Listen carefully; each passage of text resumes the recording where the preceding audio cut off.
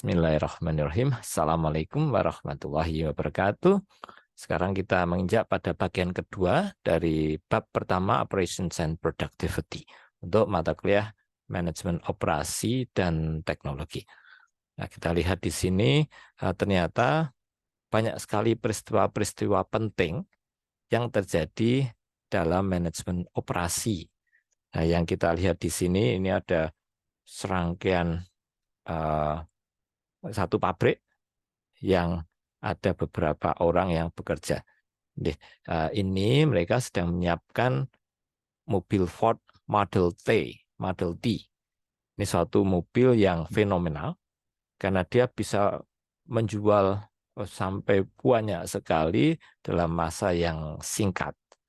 Sebelumnya ketika kita membuat mobil, itu sistemnya seperti membuat kerajinan tangan. Satu kelompok orang, misalkan 5 orang, itu membuat seluruh mobil sampai selesai, dari nol sampai selesai. Maka butuh waktu yang lama, karena orangnya itu harus punya keahlian macam-macam, kemudian juga tentunya setting ulang. Misalkan ketika mau membuat chassis itu nanti harus setting ulang ya. Kemudian ketika mau menyiapkan ban nanti harus di setel ulang posisi-posisi kerjanya. Sehingga tidak efisien, harga mobil pun jadi mahal dan banyak tidak dijangkau oleh masyarakat. Nah, konsep awal ini mobil Ford Model T itu dia memperkenalkan konsep lini perakitan atau assembly line. Nah, kita lihat sebelum itu juga cukup banyak perubahan-perubahan konsep yang terjadi. Tapi secara umum di sini pada bagian awal ini, bagian kiri, awalnya manajemen operasi itu lebih banyak fokus pada biaya. Caranya bagaimana agar biaya yang dikeluarkan untuk menghasilkan suatu produk itu bisa serendah mungkin. Kemudian pada masa-masa berikutnya, dia itu fokus pada kualitas. Kualitasnya agar bisa memenuhi standar yang diharapkan. Kemudian pada era-era berikut, ini era 95 sampai 2005, dia itu fokus pada kostumisasi. Bagaimana caranya tidak lagi produksi massal, tapi setiap produk itu istimewa, setiap produk itu memenuhi kebutuhan masing-masing pembeli. Kemudian setelah itu ada fokus pada globalisasi. Itu era 2005 sampai 2020. Nah, ini kita melihatnya satu persatu. Kita mulai dulu dengan cost focus, fokus pada biaya.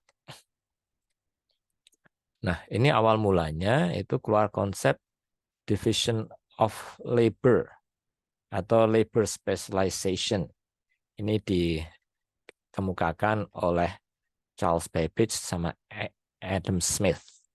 Nah, di sini tadinya ketika suatu masyarakat membuat barang, itu biasanya satu rumah itu membuat barang berbagai jenis. Mereka membuat barang-barangnya sendiri-sendiri. Masing-masing rumah membuat sepatu sendiri. Mereka juga berburu sendiri secara mandiri. Atau kalau mencari ikan, ya memancing sendiri.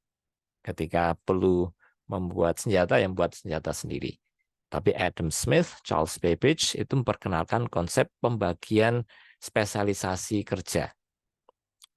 Maksudnya, setiap keluarga itu sekarang punya keahlian khusus.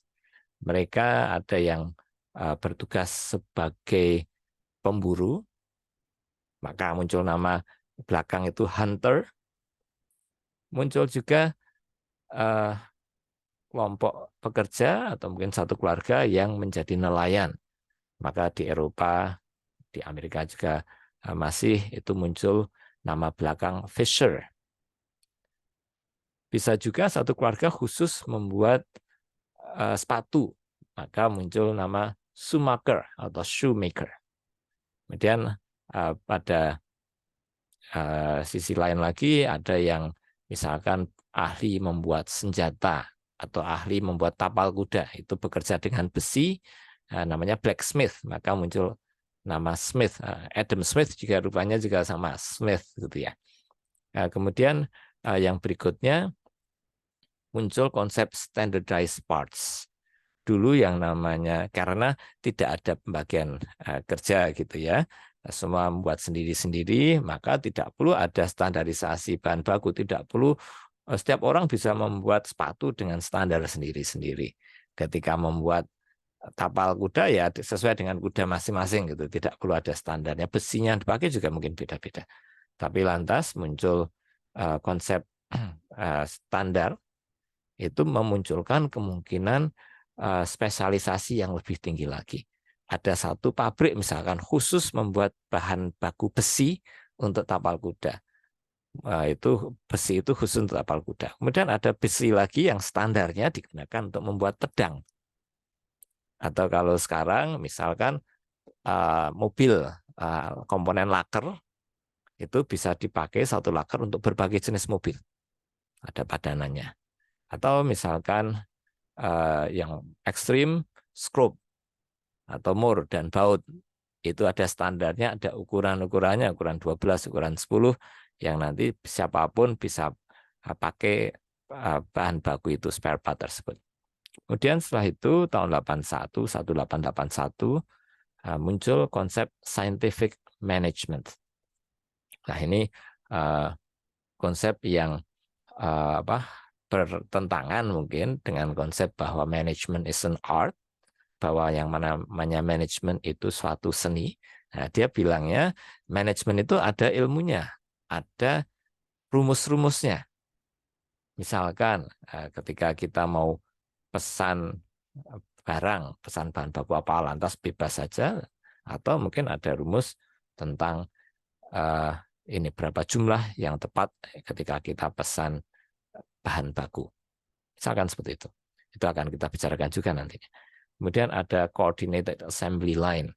Ini dikemukakan oleh Ford dengan Model T tadi, kalau Anda masih ingat gambaran mobil. Nah, ini menggunakan lini perakitan yang sudah lebih maju.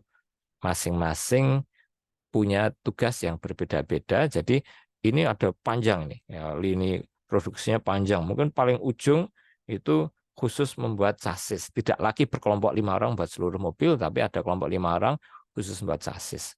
Kemudian ada kelompok juga yang khusus membuat roda. Sehingga keahlian mereka jadi tambah tinggi. Karena orang yang harus bisa membuat roda, menyiapkan chassis, kemudian harus bisa merakit mesin, itu kan keahliannya tidak setinggi kalau satu orang itu hanya memasang ruji pada roda. Dia kan akan ahli sekali, cepat sekali dia masangnya. Kemudian setting lokasinya juga bisa lebih ideal ketika daripada nanti harus mencari ruji itu di lantai karena masih berserakan karena satu grup itu membuat seluruh mobil, maka dia nggak akan efisien kerjanya juga. Kemudian Gantt chart. Gantt chart itu suatu semacam jadwal gitu ya, semacam tabel yang menggambarkan apa saja pekerjaan yang dilakukan, breakdown-nya seperti apa, rincian-rincian pekerjaannya seperti apa, siapa yang mengerjakan, kemudian kapan dimulai, kapan selesai. Itu pada bagian dari mata kuliah ini akan kita bahas juga. Kemudian ada ini Time and Motion Studies, Frank and Lillian Gilbert. Nah, ini dia menghitung untuk membuat suatu produk atau melakukan suatu tugas, berapa lama waktu yang dibutuhkan. Kemudian seperti apa gerakan yang dilakukan. Misalkan tadi contoh membuat roda dengan masang ruji terlebih dahulu. Nah, di sini dipelajari berapa waktu yang dibutuhkan untuk masang satu ruji, untuk masang seluruh ruji untuk satu roda. Kemudian apa gerakan yang dilakukan? Apakah sekedar gerakan tangan, ataukah orangnya harus merunduk, mengambil ruji di lantai, baru naik lagi, dan seterusnya. Kemudian dilihat mana yang paling efektif, efisien, dan itu yang digunakan. Kalau harus turun ambil ke lantai, Kemudian tangan naik lagi akan terlalu lama daripada kalau misalkan semua ruji ditaruh pada tingkatan yang sama, ketinggian yang sama, tinggal tangannya aja yang gerak-gerak. Kemudian quality control, ini menyangkut bagaimana kita menjamin kualitas suatu produk itu standar ketika si A beli produknya, kemudian si C beli produk yang lain, itu barangnya sama kualitasnya, tidak untung-untungan gitu. Masalah standarnya seperti apa itu tergantung keputusan perusahaan. Apakah mau dibuat seawet mungkin sehingga bisa tahan belasan tahun, mungkin puluhan tahun seperti barang-barang zaman dulu, misalkan mesin pendingin, misalkan zaman dulu kan awet-awet, tapi sekarang ternyata dibuat yang kualitas standarnya turun, justru agar orang lebih sering beli. Nah, itu juga masalah kebijakan perusahaan. Bukan lantas harus sebaik mungkin kualitasnya, bukan, tapi ada standarnya. Kemudian berikutnya ada penggunaan, ini mulai pada quality focus, fokus pada kualitas. Kalau tadi fokus pada harga atau biaya. Ini fokus pada kualitas, maka mulai diperkenalkan berbagai metode baru. Yang jelas mulai ada komputer, kemudian mulai pakai CPM per chart, ini untuk menentukan mana jalur kritis misalkan. Kemudian mulai digunakan material requirements planning, kita akan pelajari nanti pada bab tentang persediaan.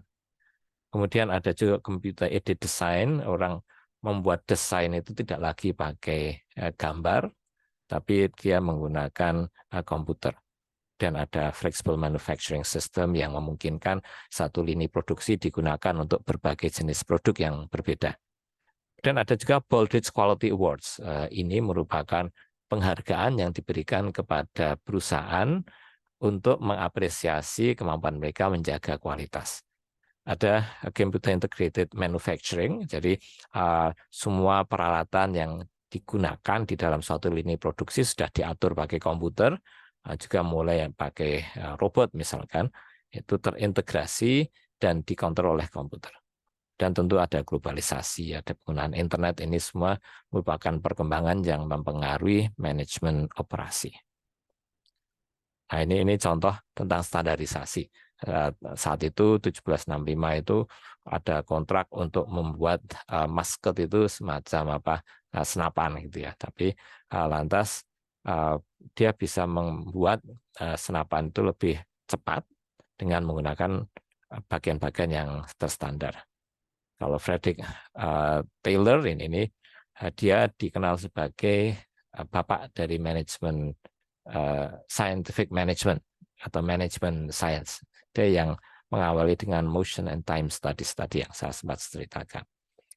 Kemudian dari prinsip Taylor itu muncul pemahaman bahwa karyawan itu harus sesuai dengan pekerjaannya. Nah, misalkan dari sisi kekuatan, inteligensia, kecakapan, kecepatan itu harus sesuai. Dan juga harus ada pelatihan. Dan juga alat kerjanya juga harus tepat, dan perlu ada insentif untuk membenarkan, untuk menyemangati mereka melakukan sesuatu dan memastikan bahwa hal itu bisa dilakukan. Dan ada tentang efisiensi, tentang pengukuran kinerja, itu dicanangkan awal oleh Frank and Lillian Gilbreth, mereka terkenal untuk itu. Ini Henry Ford ini juga terkenal dengan Ford Model T yang sempat kita ceritakan tadi. Nah, ini yang belum sempat banyak dibicarakan, Deming. Deming ini terkenal sebagai tokoh total quality management. Nah, jadi kita ingat Jepang itu sempat turun sekali kemajuan negaranya setelah dibom atom gitu ya. Kemudian dia mulai bergeliat, mulai memperbaiki diri, mulai memproduksi barang-barang dengan baik lagi. Tapi saat itu dia lebih banyak copying apa yang dilakukan oleh perusahaan mobil di barat, itu di copy, copy and paste gitu, belum banyak inovasi ya. Tapi tentunya kualitasnya belum bagus. Maka terkenal sebagai mobil yang murah tapi jelek. Nah, dia memanggil perusahaan-perusahaan di Jepang itu, mengajak Edward Deming itu untuk memperbaiki proses kerjanya. Kemudian ternyata dia berhasil meningkatkan kualitas dari mobil-mobil Jepang, hingga mobil-mobil Jepang itu di barat terkenal sebagai mobil yang punya daya tahan tinggi, mobil yang handal. Nah, itu menjadi andalan yang luar biasa untuk ekspor Jepang. Kemudian yang berikut kita bisa lihat ini.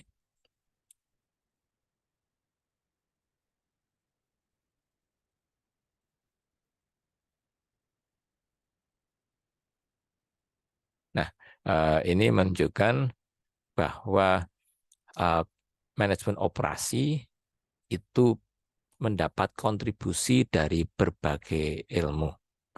Ada ilmu yang terkait dengan manusia, ilmu yang terkait dengan industrial engineering atau teknik industri, dan manajemen science, kemudian biologi, fisika, kemudian IT, itu turut berkontribusi terhadap perkembangan dari ilmu manajemen operasi. Dan dia juga mengalami banyak perubahan juga. Jadi perubahan konsepnya, itu tadinya orang berpikir manajemen operasi secara lokal, satu pabrik aja atau hanya nasional, satu negara. Tapi sekarang terpaksa untuk melihat secara lebih utuh dari sisi global, karena semua persaingan saat ini merupakan persaingan global. Kemudian tadinya berawal dari konsep batch shipments. Ya, batch shipments itu pengiriman barang bahan baku misalkan itu dalam dengan model satu batch, sehingga satu pengiriman itu ya harus satu kontainer sekaligus banyak gitu misalnya.